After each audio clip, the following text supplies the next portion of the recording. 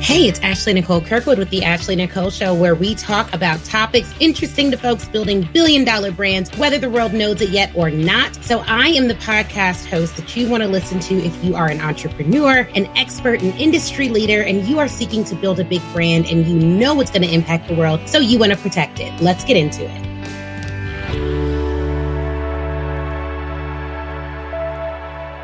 Hello, hello, hello. How are you all? Good morning. So welcome to the Ashley Nicole Show. I'm super excited about this episode. I cannot wait to chat with you guys about this morning message. I'm going to do this message before getting my day started. It's Friday, and I am looking forward to taking it a little bit easier than usual. So I'm recording this on a Friday for those of you all listening to this afterwards. Okay, here's what we're going to talk about. So come on in. Okay, come on in. We're going to be talking today about why fairness is un-American and how you can still win despite this. And the reason I wanted to have this conversation is because in light of everything that's going on, there are a lot of people that feel a little bit more hopeless than usual. There are a lot of business owners that I'm hearing and that are coming to me in my direct messages like, Ashley, I am a bit concerned about what the direction in which this country is going in. I don't really know how to handle this. There are a lot of companies that are reaching out, like, how do we best prepare our employees for next week, regardless of which side of the political sphere they fall on. And so I just want to give you guys some encouragement that although fairness and equity, as we know in this country, as I know as a Black woman in this country, as a lot of my viewers and listeners know, is an un-American concept, there is still a way to win in spite of that. And we're going to talk about what that is and what that is specifically for you. So if you're ready, just drop a ready in the comments. If you're watching this live, if you're listening in, just give me a ready wherever you're listening at. And then we're going to get into this content because I'm super excited about the conversation that we have today. But first, we got to set some ground rules because I know that this is a tough conversation. It's a little bit unorthodox. It may even be controversial, but that's okay because we're gonna break some things down. And I am, of course, an attorney. I own Mobile General Counsel, so I'm very big on language. I'm very careful with my words. I try as hard as I can to be specific in the way that I talk about things. So I want to make sure we're all on the same page as it relates to what we're talking about here. Okay, number one, fairness. The definition of fair, there are a variety of definitions of fairness, but for the purposes of this conversation, this is the definition of fairness that we're going to go with, okay? We're not talking about equality. So equality is everyone gets the same thing, no matter their needs, right? That's equality. Fairness means that you're impartial or there's just treatment or behavior without favoritism or discrimination. So when I say fairness is un-American, we know that in this country, the justice system is not impartial. I'm a lawyer and I know that the justice system is not impartial. It would be naive for me to believe the justice system is impartial. Then we also know that every single person in this country, whether you're able-bodied or not, whether you're a woman or a man, whether you identify as something other than a woman or a man, whether you're non-conforming, whether you're heterosexual, you are not treated the same, right? Most reasonable people in this country can agree that every single person is not treated the same, right? So that is what I mean when I say fairness is un-American. Now, when something is un-American, because I just got to go there, right? Because I don't want people coming for me in my messages or sending me these nasty emails like, what does it mean? She's saying things are un-American. Oh my gosh. Let me be very clear. Un-American means not in accordance with the American characteristics, right? These are the definitions that we're working with this morning. If you're getting this makes sense to you, just drop a make sense in the comments, okay? So when I say something is un-American, it means that it's not in line historically with the characteristics of America, but I'm going to prove it to you because lawyers, we're all about facts, right? We're all about making things plain and proving it to you. There was a study that was done by prisonpolicy.org. And I know it's early and some of you all have not had your coffee yet. And you're like, she's dropping these definitions and she's dropping these things down, but stay with me. I promise you I'm going somewhere. There was a study that was done that basically wanted to look at whether or not police killings in America were comparable to that of other established democracies. Whether or not if you were to make up for the difference in population size, make up for some other inequalities that we see across the border in different countries, if we were to make up for all that, population size, etc.,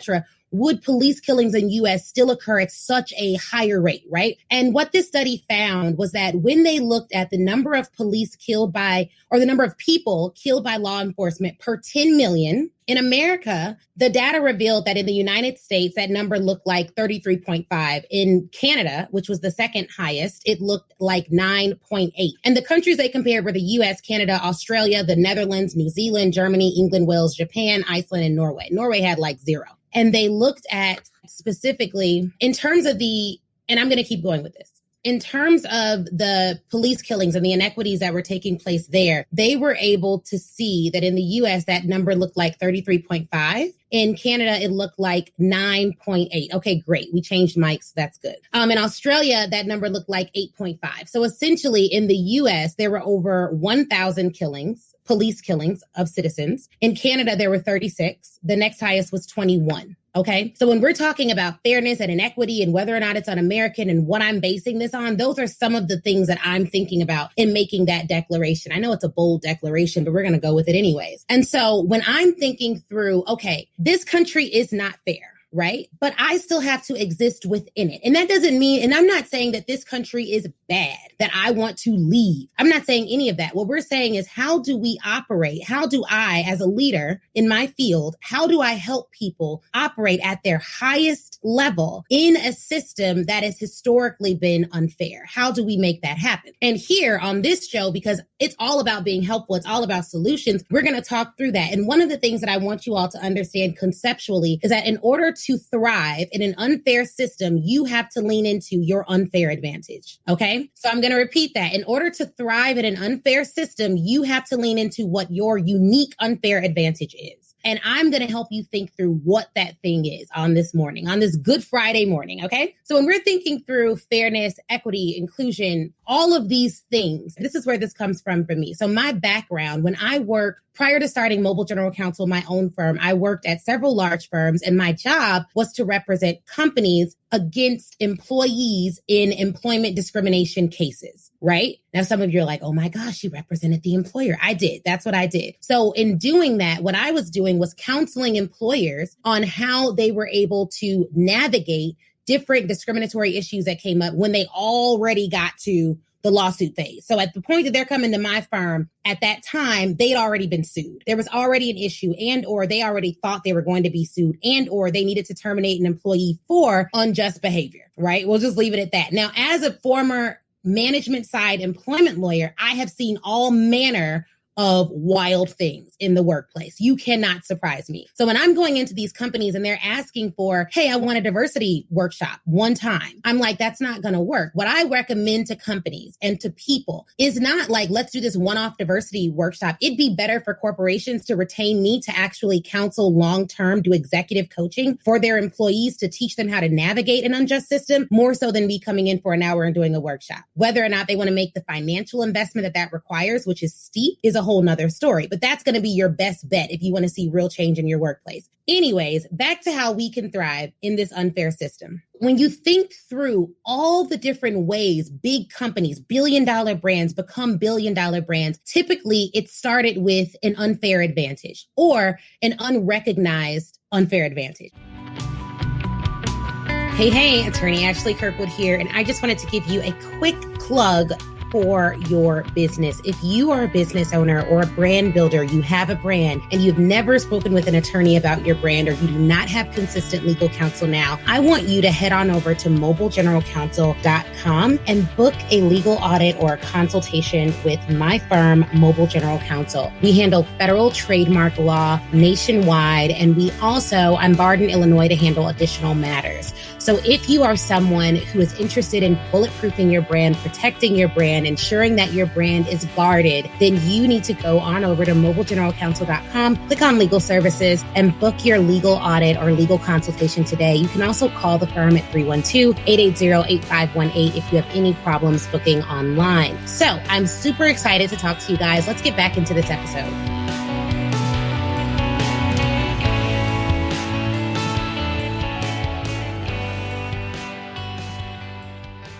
And let's talk about Pepsi, right? That is one of the largest brands in the world. When it was started by a guy who dropped out of medical school, or maybe it was pharmacy school, right? He had to leave because something happened at home. And he went back home, started a corner store and started making this, what we now know as Pepsi. The recipe may have changed. What we now know as Pepsi in the back of his shop.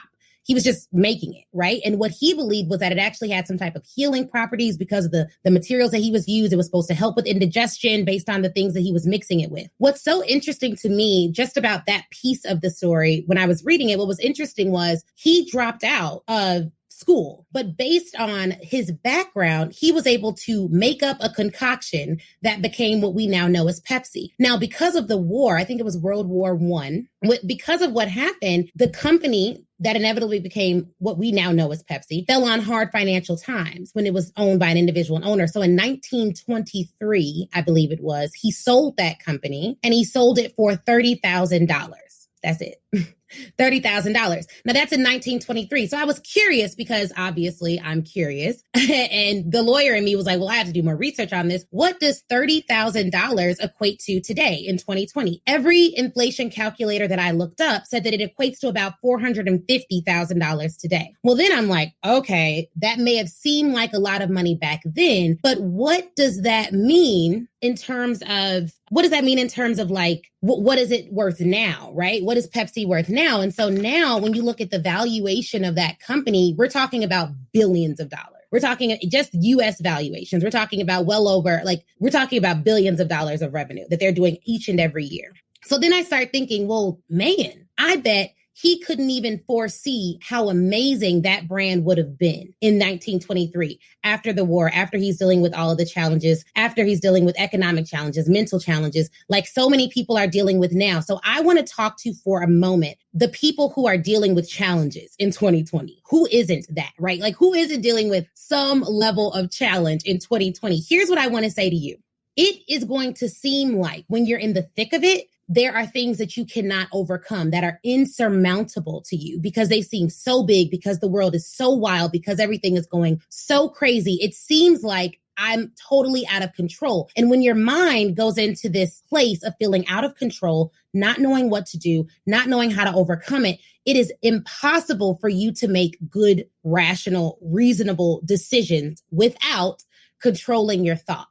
So I've studied mindset quite a bit. When we look at my TEDx talk, the first one that I did was called The Currency of Confidence. It's all about the mindset, beliefs, and actions of successful people. Then my second talk was called The Love Method of Communication. For both of those talks, I had to study mindset and what science says about the way our brains work. What's so interesting about the way our minds work is that we instinctively, when we start having thoughts, negative thoughts like, oh my goodness, the world is ending. I don't know what's going on. I don't have the financial wherewithal to make it through. I don't know who's going to get elected next week. I don't know if my business will survive. I don't know if my kids are safe. I don't know if I should go to the grocery store. I don't know if it's safe. I don't even know if I can order from Amazon. All of those thoughts, when we start going into the what ifs, what can happen? How do we do things? How can we make things work? It becomes so difficult to make clear, rational decisions. And so you typically make decisions in the direction of your fear. Right? We're going to bring all this back to your unfair advantage. But when you are making decisions from a place of fear, it becomes impossible to make really good, sound decisions. And I bring up the Pepsi story only to say that some of you may be in that moment. You may be in your Pepsi moment. You have created something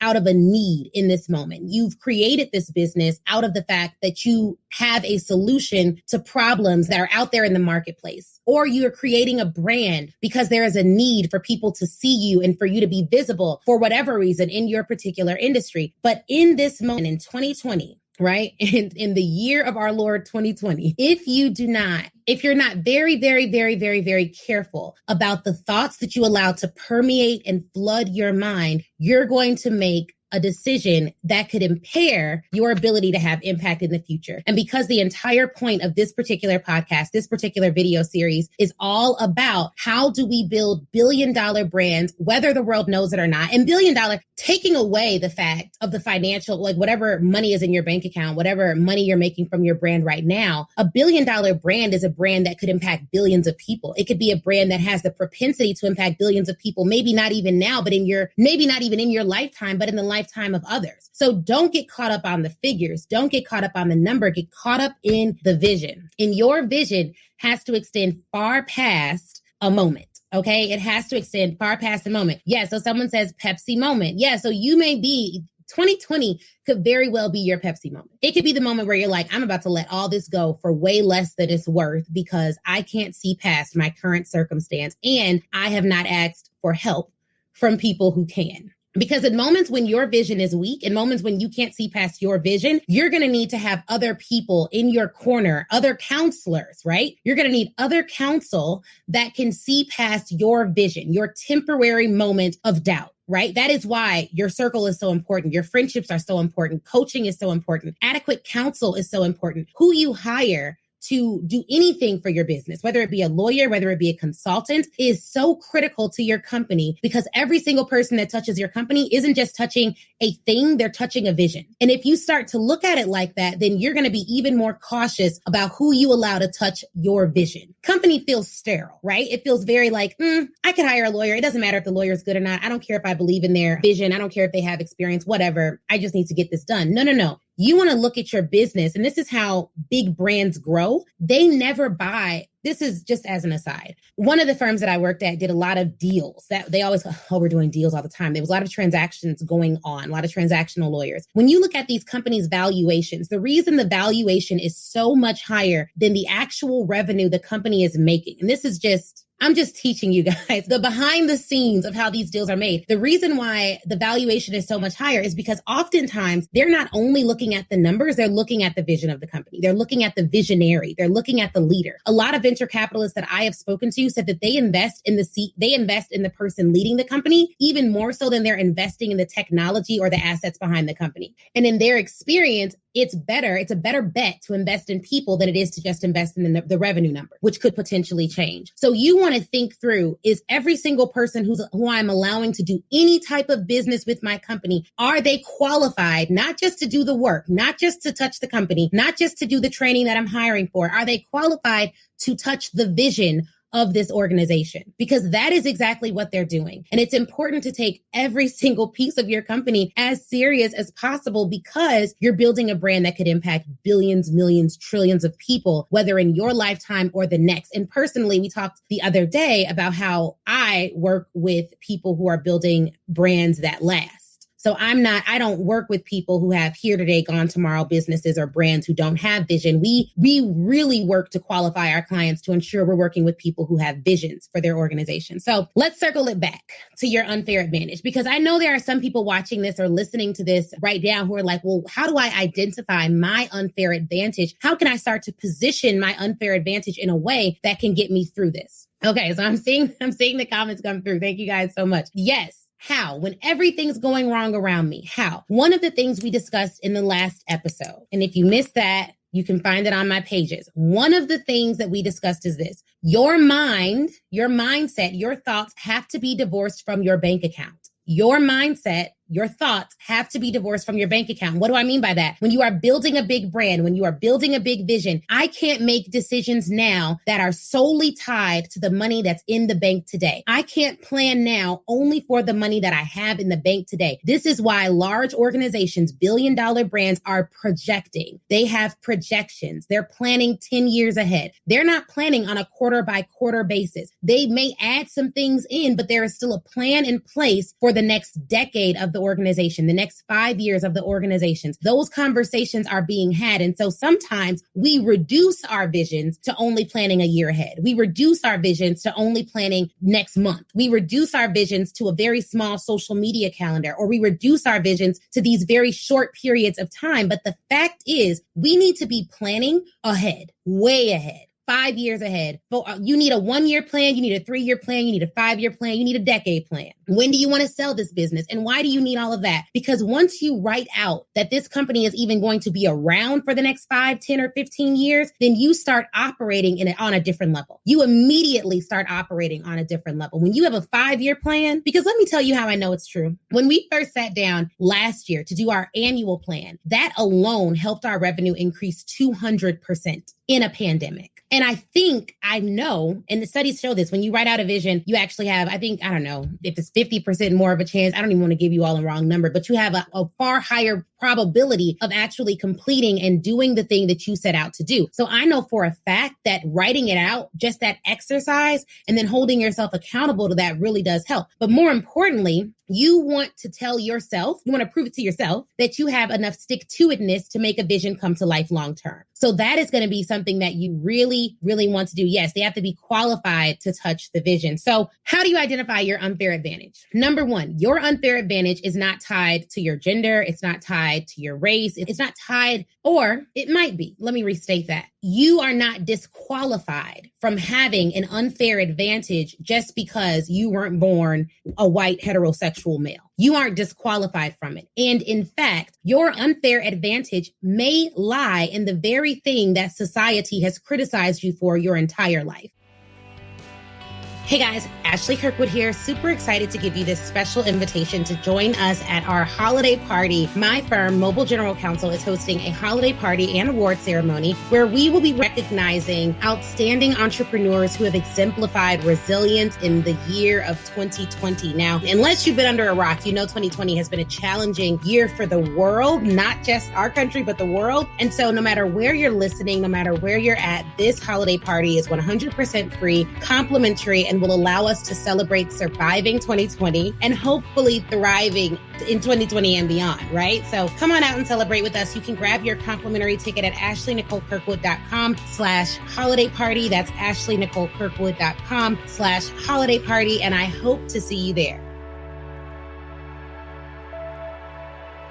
Your unfair advantage may lie in the very thing that makes you unsuitable for traditional corporate paths. Your unfair advantage may lie in the very thing that you've been hiding from the world because it somewhat embarrasses you still. The fact that you have a past may be your unfair advantage. The fact that you're a Black woman may be your unfair advantage. The fact that you're a diverse person in a corporate space where there's not a lot of you may be your unfair advantage. And so what you need to do is think about how do you wish you could show up if what other people said was not a consideration, and start figuring out a way to show up like that, because that's going to be your unfair advantage. That is where your unfair advantage lies. Let me tell you. And this is how this showed up for me in my own life. In undergrad and in high school, I did not have good grades. What I did have was an ability to orate. I've always been an orator. I've always spoken well. I've always done a lot of activities, and I've won awards in doing that. Instead of hiding the fact that because it was a burden for me. When I was interviewing at these different companies, I would feel like, oh man, I can't, if they see my GPA, they're not going to hire me, even though I present well in the interview.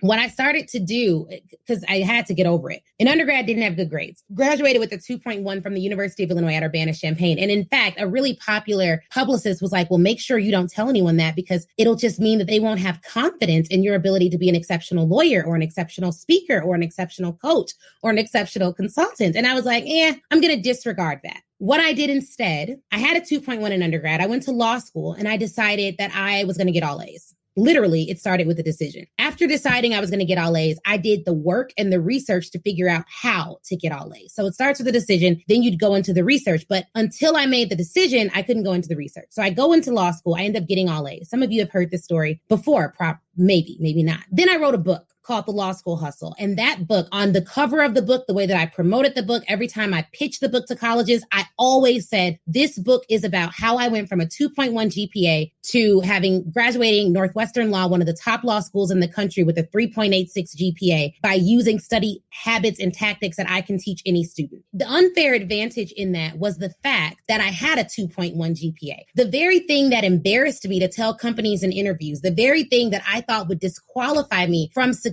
would disqualify me from getting into law school, is the very thing that allowed me to position that book to go on to make over $50,000 in revenue plus from a book, right? That I wrote myself and self-published. And that's just a piece of the puzzle. So the fact that book was able to do so well, the fact that book has like over 5-star reviews on Amazon, several other emails, and let me tell you this, that book has helped over 14 law students who've told me go from tier 4 low-ranked law schools to one of the top 14 law schools in the nation. They just read the book, did the work in the book, and got those results just from reading my book. So the unfair advantage is that Everyone, and then those 14 students that emailed me, told me they went to these great schools, did all these great things, transferred up and went to better law schools and did all that. Those students told me that prior to reading that book, they'd never gotten good grades. The only reason they even read the book was because I was honest about the fact that I had a 2.1 in undergrad. My unfair advantage in the academic success space was the fact that I wasn't academically successful in undergrad. So some of you are hiding your flaws, you're hiding your story, you're hiding behind it because you think it disqualifies you. Yeah, it may disqualify you to some people. There may be some people who think, oh, you're not qualified, you're not smart. How could you dare say that? But there are a lot more people who don't make it. Let me prove it to you. Northwestern is one of the top 10 law schools in the nation. Maybe they're top 14. There's 200 law schools. Where is there a bigger audience? Me targeting law students who go to the top 14 law schools, or me targeting everyone else who goes to one of the other 150 law schools? Sure, there's a lot of people who are in the top 5% of their class, but the fact that I was in the bottom 50% of their class means my market share was larger. There are some of you who are hiding your flaws when in fact the very thing that did not qualify you, the very thing that it doesn't make you seem as elite, it doesn't make you seem as popular as everyone else, that's the very thing that will make you relate to more people, the masses. Because here's the thing, everybody fails. And most people are operating in mediocrity. The reason excellence is the standard, the reason people who do well, who are at the top, end up thriving and doing all of that is because it's very few of them. It's not because there's a lot of them. So if you're someone who has overcome mediocrity to achieve excellence, you've overcome your flaws to achieve greatness, then that is the very thing that's going to give you your unfair advantage. And yes, I understand that it is harder when you are Black and brown in this country. And yes, that means that you may have to work harder. But what I would recommend is that you reframe that in your mind in a way that serves you so that you can still achieve and succeed despite the circumstances that you're put within. So I think, one of the things that I would recommend is that you really think through, what is my unfair advantage? What is the thing that embarrasses me? That's going to be the question that you're going to ask yourself. What is it about my past that embarrasses me? What is it about my first year in business that embarrasses me? What is it about my brand or lack thereof that embarrasses me? What are my traits that don't make me as appealing? What are those things? So that then you can pull that out, because I promise you that's going to be your unfair advantage. That's going to be your unfair advantage. That's going to be the thing that takes you from where you're at to where you want to go. It's going to be in talking about your truth and being 100% honest about who you are and who you've been. And the reason why I talk about, on this show, we talk about life, law, and business. On the legal side, a lot of business owners come to me, and when they're trying to hire a lawyer, they're thinking, okay, well, how much is it? That's the first thing they ask. The fact of the matter is, the first thing you need to figure out, and now with the internet and with people putting their information and all that stuff online, you can research people before even reaching out to them, and you can see whether or not you agree with their personality type, their values, and their vision. But you need to figure out, are people qualified to touch your vision? Do they have vision of their own? Because I can guarantee you, people who lack vision for themselves, personally and professionally, it's going to be very difficult for them to buy into your vision or to not be intimidated by your big vision for yourself. So do not negate this moment in time. Don't avoid the fact, don't shy away from the fact that 2020 could be your Pepsi moment. It could be the moment that your business is faced with whether or not to continue investing, continue forging forward, continue doing the things that you know will be impactful and beneficial to your business, or it could be the time that you pull back out of fear and you sell your legacy for a fraction of the cost of what it's worth. And so you don't want to do that. You do not want to do that. You do not want to do that. And I'll tell you guys a little bit. The reason why fairness is the topic of this morning is because I saw a post in a Facebook group and they were talking about fairness. And she was like, well, I have this lawyer told me that one of the contract terms I'm thinking about putting in my contract isn't fair. Right? Let's just leave it at that. And she was like, well, yeah, it isn't fair. And that instantly, as a former big law attorney, as a former attorney that represented billion-dollar brands, I'm like, fair. Here's the question. Is it legal? Is it compliant? Other than those questions, as an attorney, the way that you want your lawyer to think about your business is, how can we fiercely protect what you've built? If you've hired a lawyer and you don't get the sense that that lawyer is fiercely protecting what you've built in compliance with all laws, in compliance with all the things that they need to do, then you need to get you a new lawyer. You don't think they're fierce about protecting your vision? They should not be touching your vision. And most of the time, the inquiry is not fairness, it's compliance. Does it comply? Is it legal? Okay, great. We have to go with that. But then after that, we have to figure out, how we can fiercely protect the vision that you have for this company. And we don't protect what you're building now. We protect what you're building for the future. So my goal as an attorney isn't just to protect my clients as they protect what they're building now, which may be in its infancy. It is to protect what they're building, not just what they have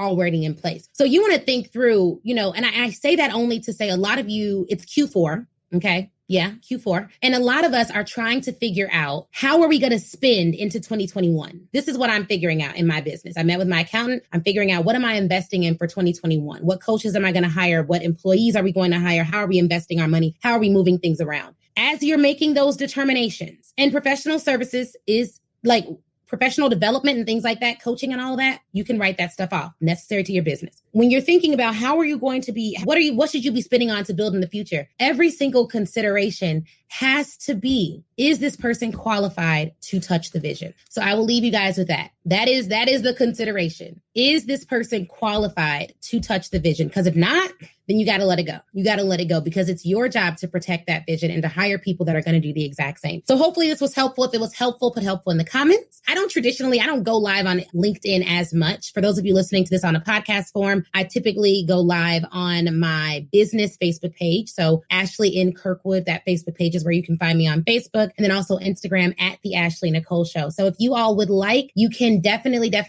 sign up for the holiday party that Mobile General Counsel is throwing this year. It's 100% free. Just go to ashleynicolekirkwood.com/holiday party and sign up for the holiday party. And I will see you guys there in December. We're giving out resilience awards because I have clients who have maintained their resilience through all of this to grow and expand their big brand, their billion-dollar brands, their big visions. And so we're going to celebrate that, because this has been a year. No matter where you are in the world. I have people who work for me literally all across the world, and it's been a year for us all, right? It's been a year for us all. And so we want to celebrate. We want to end this year on a really, really, really high inspirational note. It's going to be an amazing event. There'll be some networking, a panel. I'll be doing an entrepreneur's address, and we'll be giving out prizes. I'm very thrilled about what this will mean. And so I want you all to join me there. ashleynicolekirkwood.com/holiday party. And I will see you guys there. Thank you so much for joining. And let me know in the comments if you enjoyed this.